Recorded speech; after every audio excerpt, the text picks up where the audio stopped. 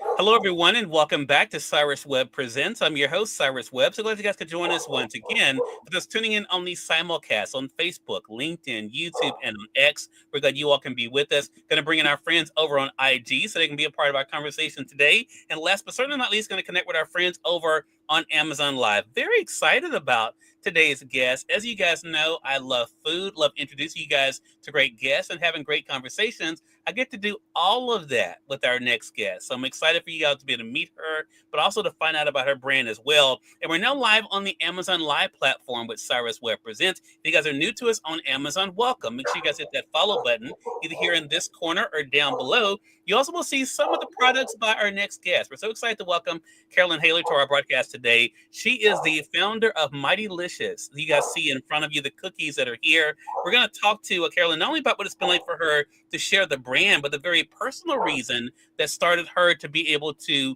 build MIGHTYLICIOUS, and now what she's able to share with all of you as well. Carolyn, thank you so much for the time. Really appreciate it. Thank you for having me. I'm so excited to be here to talk about MIGHTYLICIOUS. Look, it is our pleasure, and I do want to let our Amazon audience know you all can see each one of the cookies that I have here in front of me. You all can find them in our carousel. I'm going to highlight my personal favorite, though, which is the salted peanut butter. I was just saying to Carolyn, we're going to talk more about that here in a second. But Carolyn, I was excited when I first found out about this opportunity to speak with you. And I was saying to you before we went live here, I definitely want to talk about the cookies. They're great. But your story, I think, is so inspiring for entrepreneurs, but also for those who are looking for solutions to their own personal problems. What has it been like for you to kind of reflect on the journey that's led you to where you are today? Yeah, no, it's amazing. I often wake up and think to myself, how long have I been doing this now? Because I had a whole life and a whole career before, and I have no food training.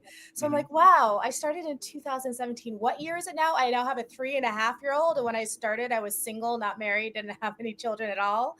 Yeah. So I do often think about it, and it's been quite the journey. It obviously was a little bit risky, but it's something Mm. that it's a risk that I'm glad that took. Was I left my corporate job in finance. I used to be a stockbroker on Wall Street to start my own cookie company because I wanted a cookie. And you don't realize, I was diagnosed with celiac disease when I was 31 years old, Mm. and took food for granted. I love food. I'm a foodie. I love to travel. I love all kinds of food. There's really not anything I dislike except for with the exception of sardines. I will eat anything else. And I love shopping. I love cooking. I love baking. I love all these things. I love the culture and all the things that go along with food. And to have that taken away from you, you think you're going to miss things like sandwiches and pasta and all those things. And you do, but the things that you miss the most are actually things that sort of punctuate your memories. And they're Yeah. things like birthday celebrations and even like a cookie. I'm not a big drinker, but I miss like having a cold beer at a baseball game, and that's not something I do a lot, but it's something that punctuates my memories as a child, as a young adult. And those are the things that you really miss, are those celebratory sort of ceremonial things. Right. Um, and a cookie is a personal ceremony. There is Yeah. no purpose for a cookie. It is not nutritional. It is not, going to sustain you. You should not eat too many of them at once. The purpose of a cookie is to make you smile. It's this little personal celebration. It's when Mm. you need a little break for yourself. It's when you've had a hard day. It's when you're tired. It's when, cookies, like it's less than a cake, but it's something just as happy. And I realized that after being diagnosed with celiac disease and living with it for 5 years, that I just really, and working in finance and getting up at 5 and dealing with all the chaos of a corporate life, I really needed a cookie. And I needed that cookie to be not only healing for my body and something that I could eat, but also something that was satiating and also made me smile and met those emotional needs that a cookie and our Right. food often serve. Right. And I love that. I'm going to say really quickly for those who are tuning in, hello to you, Danielle. Good to see you over there on IG. Hello to Melvina. Hello to you. Graphics by, I think it's pronounced by Care. If that's incorrect, please feel free to correct me. And I see you guys over there on YouTube. Appreciate the hearts over there as well. I wanted to ask you, Carolyn, listening to you just now, I think a lot of times when we're going through something like that, I have not personally had that experience, but I have met friends of mine who talk about their own experiences and the challenges that come with it. Did you realize at the time that you were not only finding a solution for yourself, but also building a community with others as well who shared a shared experience? Oh, absolutely. And also, like, I was aware of the celiac community because I'd been in it for 5 years, and it was something that Yeah. was growing and sort of budding at the time. This is back in 2012, and it's certainly grown Mhm. since then.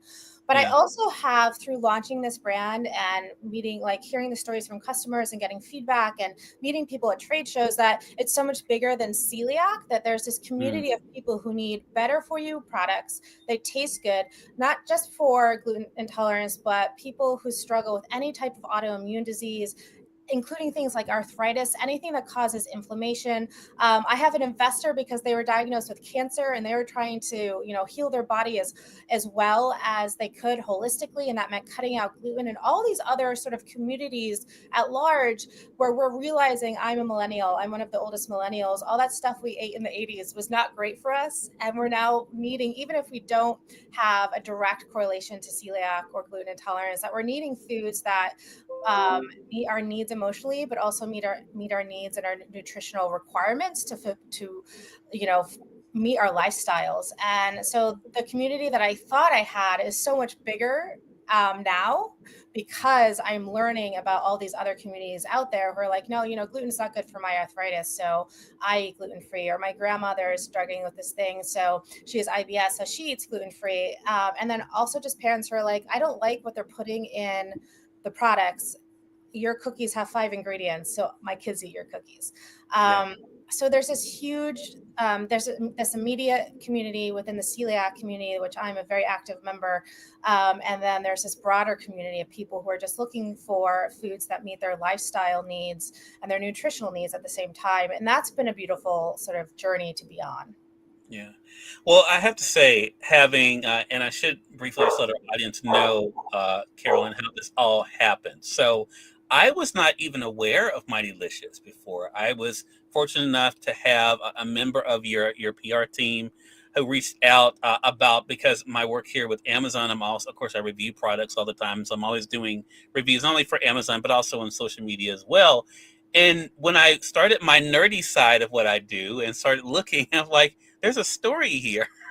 Like, I want to talk to her. I don't just want to review the cookies, which I have done reviews, and our audience will be seeing those on Amazon and also my social. But I want to talk about that. Did you? I mean, it's one thing to create a product, Carolyn. Did you realize that people would be so interested in you as well? The cookies are great, but did you realize that there would be this personal interest in yourself too?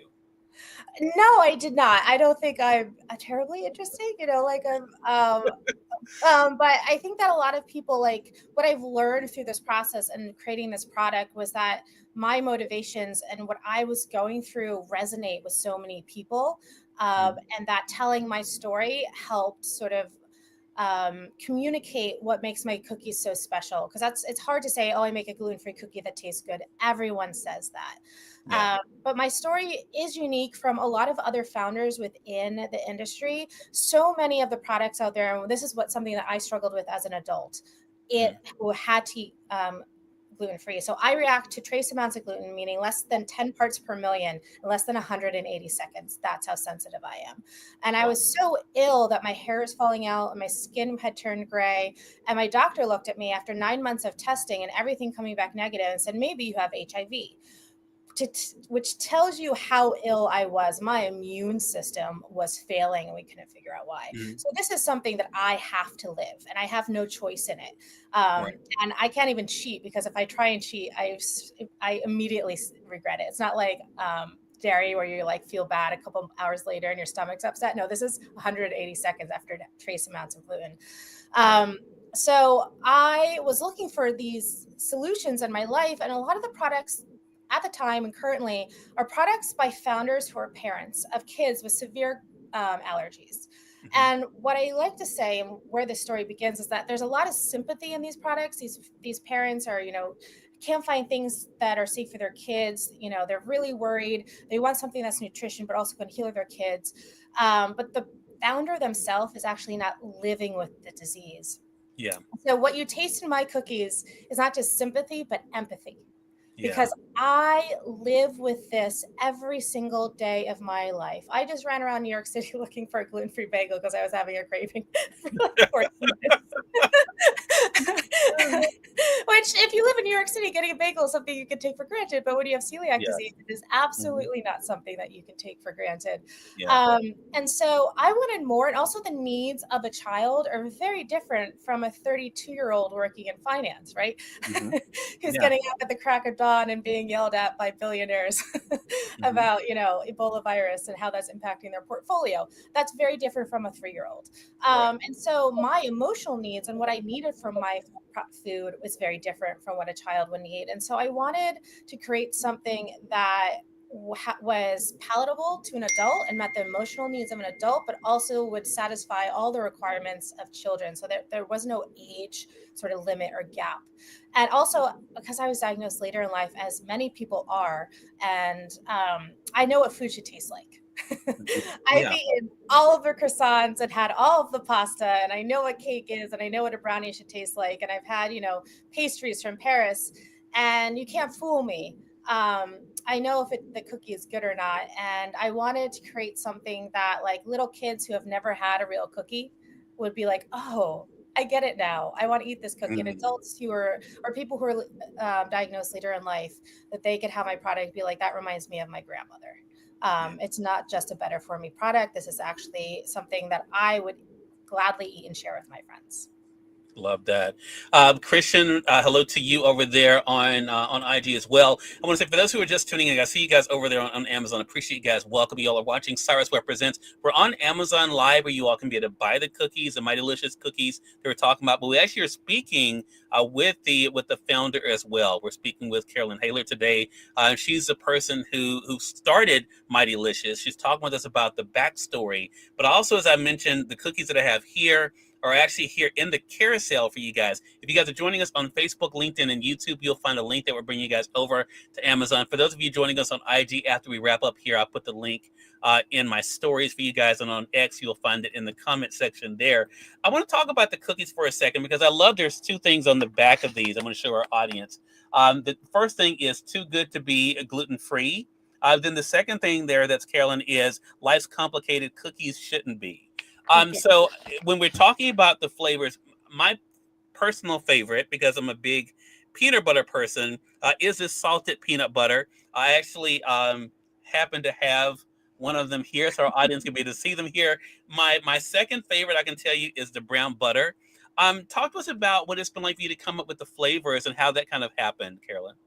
Yeah, so the brown butter chocolate chip was the first gluten-free cookie that I ever made. I developed the recipe from scratch. As I was creating these recipes, I sort of started with, like, very standard recipes like Nestle Toll House, and I looked up recipes online and discovered that the chemistry for gluten-free baking is completely different from the chemistry for wheat baking. And so I had to start from scratch. And the brown butter chocolate chip brown butter was like all over, like, the New York Magazine and like all these different websites. And I discovered I loved brown butter, and I was like, I want to take my cookies to the next level and create a brown butter chocolate chip. And I frankly think it's the best cookie I've ever created. Like, it was so Mm, good that I was like, it's better than any of the wheat versions I made prior to my diagnosis. And one of the things, like, that goes along, like, when I was creating the cookies, I was like, I want something like, when I'm having a bad day, I don't want a, quinoa cookie. I want a chocolate chip cookie. mm, And my first three flavors were the brown butter chocolate chip. It was the first cookie I ever made. It was double chocolate. So it was like as close to a brownie as I could get because he doesn't love chocolate. And then it was the salted peanut butter because I was like, mm. chocolate, vanilla, and peanut butter. Those are the three, for me, indulgences. Yeah. And I just wanted, instead of, like, there's all these better for you products out there. And I was like, no, I want something indulgent. I want something decadent. I want like a Reese's Pieces. Hmm. Yeah. I want Reese's peanut butter cups. I want brownie fudge sundae type indulgence. And so that was how I started those three flavors. I think the peanut butter, whenever people ask me what my favorite cookie is, it's hard for me to answer, but I always send that back to them and say you're a chocolate, vanilla, or peanut butter person. Because if you Mm. say I dislike peanut butter, do not try my peanut butter cookie. It only has 6 ingredients. It's about 40% peanut butter. So if you don't like peanut butter, you're not going to like that cookie. But if you Yeah. love peanut butter, it is going to make your day. Yeah. Um, So we started with those 3 flavors. They did really well.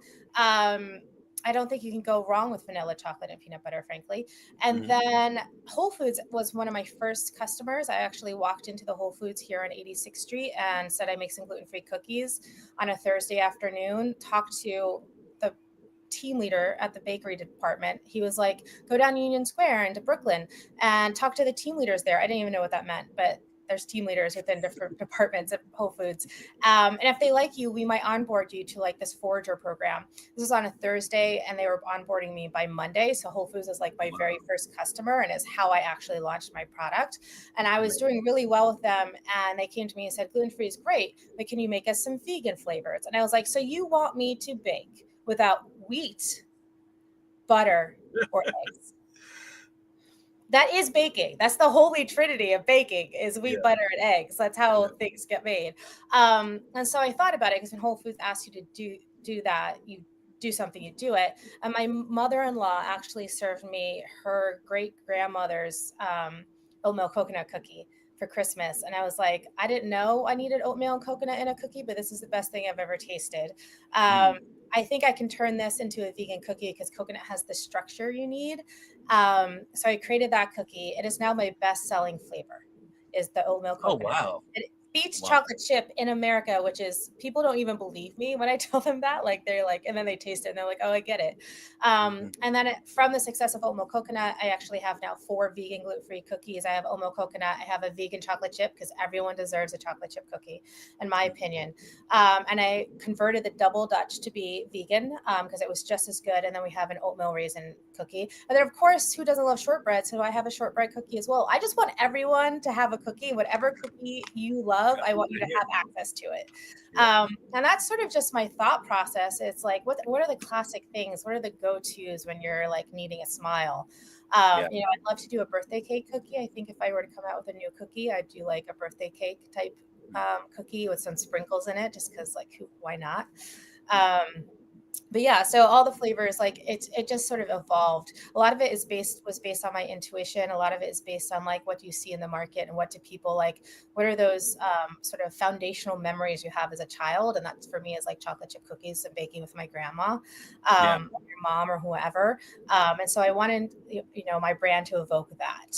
Hmm. Some of those foundational um, memories that you have growing up, some of those things that sort of really bring you comfort and make you happy. Hmm. Well, I'll tell you, so my favorites are, as I mentioned, of course, the peanut butter first, and then there is I do like the brown butter, but the third is the shortbread that you mentioned. Yeah. That's my third. Now, I want to talk briefly though about creativity though from the customer perspective, because as someone, of course, who works with Amazon and creates content for social media, I love the way you're able to have these great creative ideas for your customers, Carolyn. I saw on your Instagram, and we'll be collabing with you there on IG with this interview. You have yourself. You mentioned, of course. I think you mentioned about the birthday cake cookie. I love the ideas with the sprinkles that you share on your Instagram. And then you have another customer who's I think who was creating a nice lunch for their kid, and they had the cookie in there and creative ways. Is that been part of the surprising thing for you? How people want to share how they're incorporating your cookies into their lives? Yeah, we have an amazing. I have an amazing social media team, and we have built this amazing community online of people who really are excited not only about the product but the branding. I think that Yeah. one of the things that was really important to me, and you talk about creativity, obviously creativity with the cookies and like using them, but also the branding was really important to me. So many products out there are just trite, to be Yeah. honest. There's like, blue and white packaging with like an old man's face on it. And you're like, oh, that's not as inclusive as it could be. And I really wanted the packaging to feel elevated because the product is elevated, but fun Right. and also appeal to kids. So we have Charlie, who is our non binary unicorn. Charlie is unicorns trend in every single decade. He's a little bit sassy and punk rock. Our packaging is bright and engaging. There's, funny sayings and words and all over on every single side of the packaging. It really pops on the shelf. But Mhm. what I love about Charlie is that men love Charlie, like grown tall, strong men come up to me and are like, "I love your unicorn," and then the little girls like it too. So it really does. They really do like span the whole gender spectrum, which is really, really important to me. And coming up with that was not easy. It's not as easy to develop a mascot as you would think. And then our customers have really, really embraced that. And they really want to create content and share what they're doing. And we just launched flower blends as well. So we have 2 flower blends and a brownie mix. And our customers have, because that opens the door, because there's only so much you can do with cookies, and our customers do so many creative things with them. But then flour, you can do anything you want. And that's really opened the floodgates to sort of people sharing with us all of their ideas. And it's not too surprising to me because I am a member of this community and I know how badly there's a need for these products. It's not just a want, it's a need. When you can't have a cookie seems like something that you can just take for granted. But when you can't have one, and the options you have, I've purchased so many products and then thrown them away, like not even be able to eat them because they weren't satiating in the least. And that starts to weigh on you in ways that you didn't expect when you got the diagnosis. It starts to become a lot heavier than you anticipated. And so there is a real emotional and physical need out there for not only products that taste good and are better for you, but for things like the flower blend, so that now you can make whatever you want and it's going to come out really well. And you don't have to worry about perfecting a recipe or failing a million times. It's just going to work the first time and you can just make whatever you need or whatever you're craving. I love that. My mom is watching over on Facebook. Hey, Mom. Good to see you. Mom, I know you love coconut. I'm going to share the coconut with you. So I will bring some of those to you. Jacqueline Cox, I was smiling, Carolyn, because Jacqueline Cox is joining us on Instagram, and she says, looks good. Cyrus has opened the bag already. Cyrus, that bag looks empty. Slow down. So let me just say, Jacqueline, I have to taste them so I can tell you all about them. Else that wouldn't be fair. So, Hey Currington, hello to you over there on IG as well. So I do want to mention one thing that I thought was a really big plus. Carolyn, for those who are just finding out about MIGHTYLICIOUS, and we're about to let them know, of course, how they can stay connected with you too. Of course, on the Amazon side, we appreciate all of you being with us. You all can be able to get them as you see here. But I love the fact about the packaging, about them being individually wrapped too, is a great plus. You can be able to separate them for the kids. Of course, us adults, I can't see us taking just one, but we can go with that and say we will. They will. They will take just one too.